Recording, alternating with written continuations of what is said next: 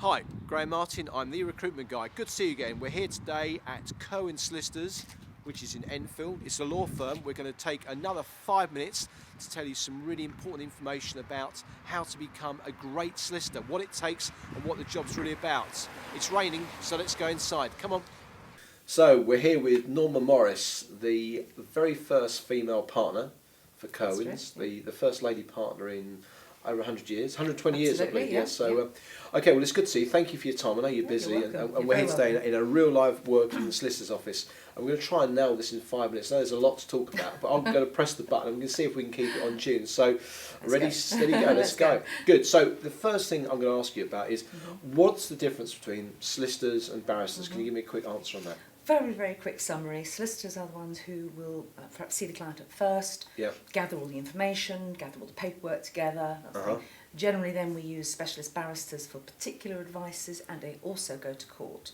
So they're on their feet a lot and they do all the advocacy really. So the barrister's the guy with the wig and the cloak, maybe, yeah? The old gown rather than the cloak. Absolutely, the sharp eye of the judge. So why did you become a solicitor? What was it that appealed to you? I'd done other things in my life, and after I had my children, as my husband was in the police, I thought, oh, law might be a nice thing to study. Right.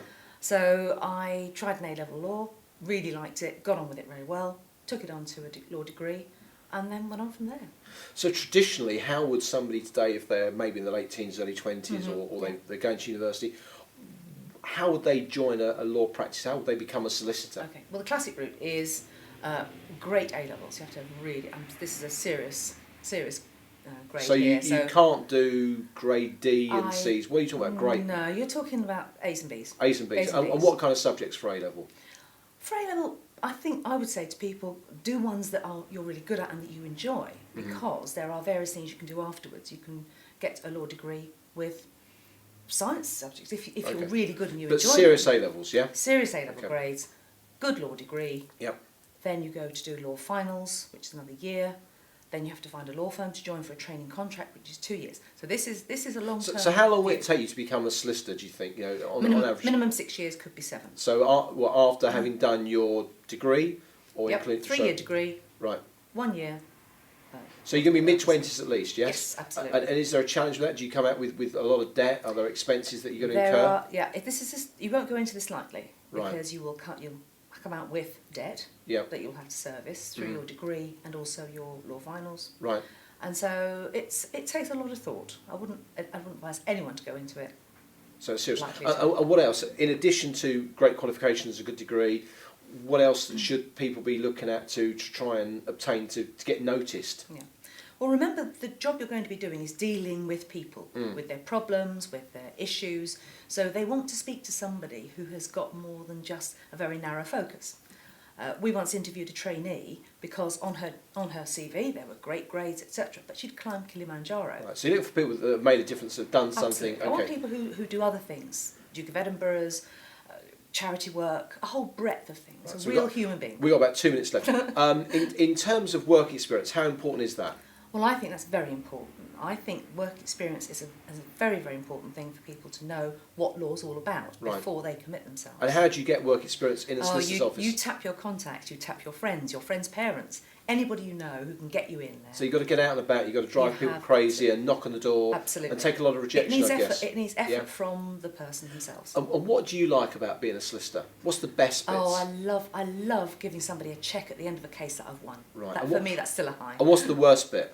Oh, lots and lots of paperwork and compliance. Right. So you've got to follow. You've got to be good at process, got to be systems. Attention to detail. So you can't be casual about this. This is really serious. This is serious. And what about the money? If you're joining a solicitor's practice as a trainee in whatever guise, let's say outside of central London in the provinces, what would that pay ish? Probably 16 to 18,000 while you're in your training contract. That would rise probably to late 20s, 30s. 30,000 when you qualify. And on from that. And inside London, what would that pay? Another £5,000, £10,000 on top? Probably another 50% on top, actually, but the hours are much, much longer. And for example, the hours, what are they? Around here, you'd work, say, 8:30 to 6, something like that, but the job's got to be done. Right.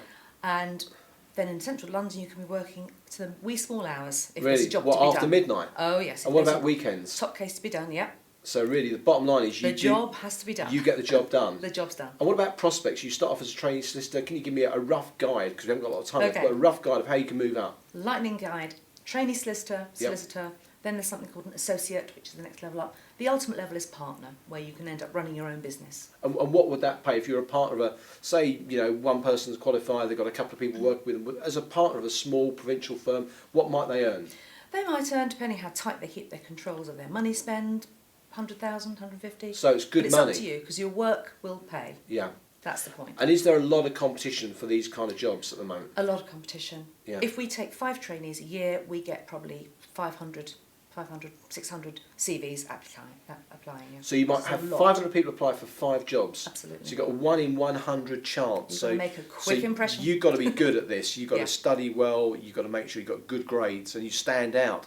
Is there one place that you'd suggest people might look at, maybe on the internet, that would give them some more information? Because we could talk for an hour, I guess, but bottom line, Happily, yeah. where would we be pointing people to look today? Well, as well as your normal careers service, Yeah. they would obviously help, but I would say the Law Society website. That's Law the best Society place website. to start. Great Just stuff. Google the Law Society and it'll take you straight there. The Law And Society. they're very helpful. Good stuff. So, very interesting, a lot of information here. Thank you so much. I had no idea that you've got like a 1 in 100 chance of getting the opportunity, so it's tough, Yeah. but it's worthwhile. Absolutely. That's love worthwhile. it. Great. Absolutely love it. Norma Morris from Curwens, thank you very much. You're very It was welcome. great stuff. So it's Graham Martin, the Recruitment Guy, with Norma Morris from Curwens Solicitors. Saying goodbye. Bye.